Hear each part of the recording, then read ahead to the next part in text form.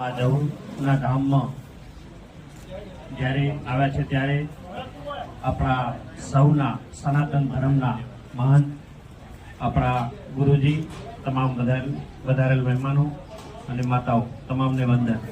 આમ તો આજે મારે ઘણું કાંઈ કેવું નથી, બાપુએ ઘણું જ કીધું છે કે અહીંની તમામ પ્રજા લોકો જ્યારે મારા એક નાનકડા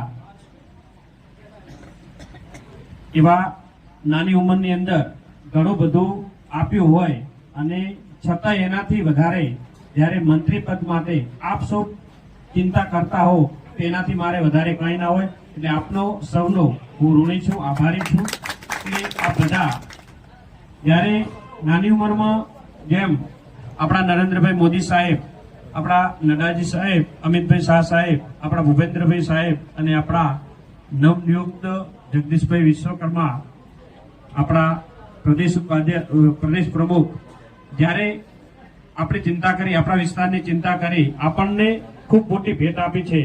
વાવ-થરાદ જિલ્લો આપ્યો, એમાં ધણીધર તાલુકો આપ્યો અને એમાંય પાછું રહી જતો તો મંત્રી પદ આપ્યું, એટલે સોનામાં સુગંધ ઘણું બધું આપ્યું છે।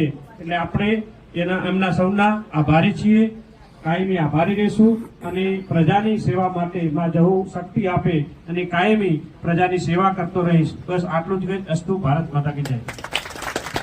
ખૂબ ખૂબ ધન્યવાદ।